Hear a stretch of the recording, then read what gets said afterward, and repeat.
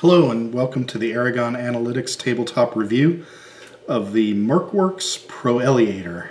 Hope I'm pronouncing that correctly. I'm not an expert in Latin. But just to get started, let's take a look at the way Mercworx describes their item. According to them, Proeliator is a Latin word for warrior, and it's their largest combat knife as of the time of this video. The blade is cut from either CPM 154 or S30V steel, hand ground, and it is, let's see here, approximately on the dimensions 14.5 inches by 2.5 inches. The blade length is 9.25 inches. The steel is not only S30V in this case, the one I ordered.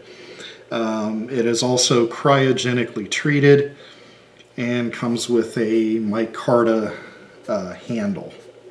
And apparently they Rockwell treat these to 58 on the Rockwell scale. Now, if you look at this knife either online or in person, it is a really cool looking, very impressive knife. As you can see, it has like this quasi leaf shaped blade with a recurve here. Part of, but not all of, the false edge is sharpened back to about there. The micarta is, very well executed and shaped and formed. No hot spots on the blade when you handle it, and when you pick it up you say to yourself, wow, that is a humongous blade, and it is. Now, when I purchased this this blade, it was actually prior to purchasing my Bussy Team Gemini Light Brigade knife. And I'll kind of give you a little bit of a spoiler here, folks. The Bussy's a better knife. It just is.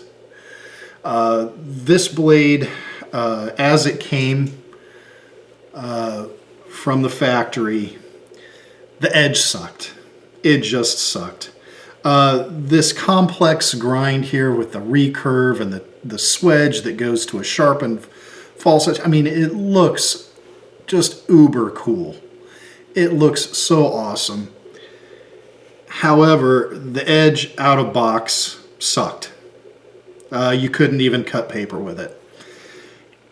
And when you get a knife with a complex grind like this, that does not come with a very good edge on it,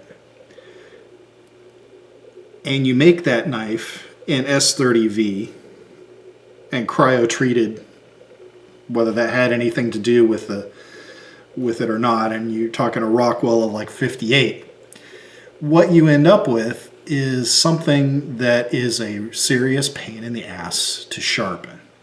The angle on the secondary bevel was a very wide, short, wide angle, and that made it necessary, at least for me, to kind of reprofile that edge and bring it back a bit so that that angle, it wasn't so brief, and to give it a narrower cutting edge and a narrower secondary bevel. Dealing with this recurve was a pain in the butt. Dealing with this sharpened false edge at the top, which was at an even thicker angle than the bottom one, and then trying to get those two to match up to a point at the tip was not fun. As of the time of this video, after spending hours and hours and hours on this thing, it was, it's now able to take the really thin magazine paper, not the thicker stock, but the thinner stuff like you get in a Midway catalog or Brownell's catalog, the really thin stuff, you can cut that now, but it ain't easy. And the edge varies now in sharpness, you know, from here to here is different. The best area, of course, is right here on the belly of the blade. That's the best place.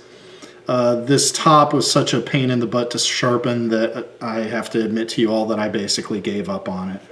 In addition to the problems with the blade, the handle kind of came into play too. I really didn't like this steak knife design of the handle, but I was just so enamored with the blade shape and the blade size, and you know, the materials, cryo-treated S30V, and you know, this is from Mercworx. This is a knife for the apocalypse. The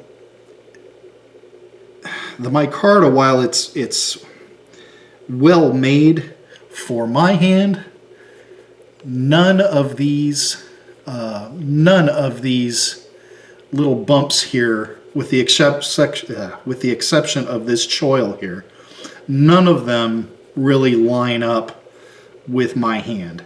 So either, you know, my middle finger is too far forward, and then the ring finger rests right on the bump here, or whatever. However I try to grip this knife, with the exception of a really pronounced saber grip, nothing's comfortable for me on this thing.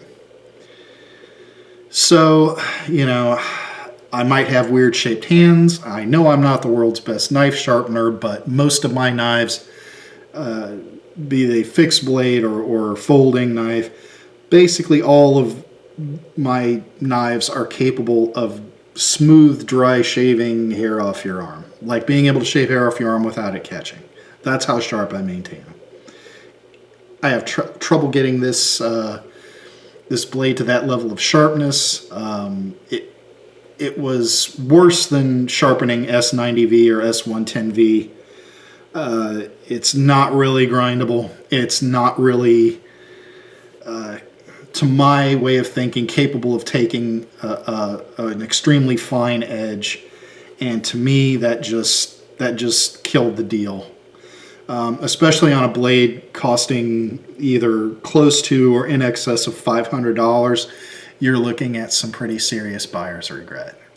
And the only thing that I'm happy about with this knife is the fact that getting this, you know, buying this knife, paying what I paid for it, and being so disappointed was what led me to order the Bussy, which is superior in every aspect with the exception of blade length. This thing would look cool on display on the wall in a glass cabinet, in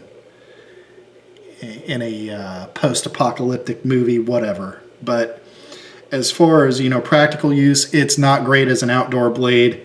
You're not really going to be able to baton with it because of this sharpened false edge.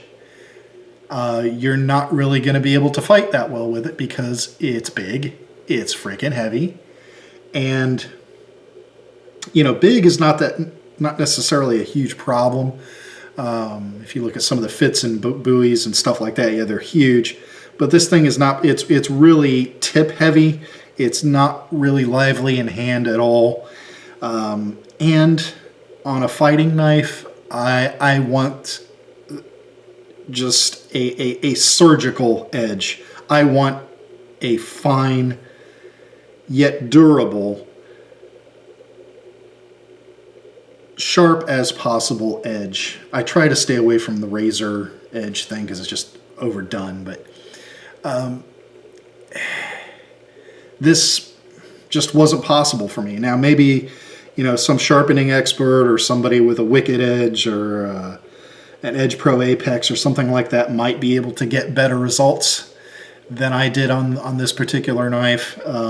But you know, for your average user, even actually your average user sucks at sharpening stuff. So even for the intermediate user, this is not going to be a great blade for you. If you're an absolutely expert sharpener, maybe this might be the knife for you, and I'd be happy to sell it to you for a deal. So with that being said, it's It's off to eBay for this beauty fairly soon, and I can't say how disappointed I am because, you know, looking at it now, it's a feeling of just both frustration and sadness, because the knife to look at is beautiful, but in hand and using it what it's designed for, which is cutting things, be that people, animals, or objects, it kind of sucks.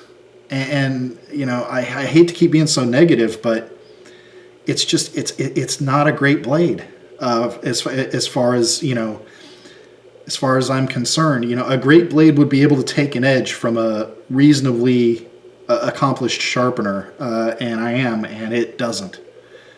So, you know, $500 worth of buyer's regret. Also, in addition, just some more crabbing about the quality here. The sheath that came with the knife is garbage. It comes with this relatively okay nylon sheath, and it's all right. But then instead of just taking their time with it, they give you this piece of crap, piece of Kydex that's just folded over on itself. I mean, guys, you know, I have very little expertise with Kydex, but yeah, and you know, I've made maybe 3 pieces of Kydex that I consider viable for use. So I suck at making Kydex, and I can tell you I would never make anything this crappy. And the insert, to top it all off, the insert really doesn't stay put that well in the sheath. There is some movement there. And because it's in the sheath, you really can't heat it up and form it better to the knife. So, you know, will I ever buy another Mercworx product? Maybe one of their smaller, less stylized blades, something with a more traditional grind might be in order. But this one's a miss. So anyway, thanks for coming by and taking a look at this blade, and we'll see you in the next video. Bye-bye.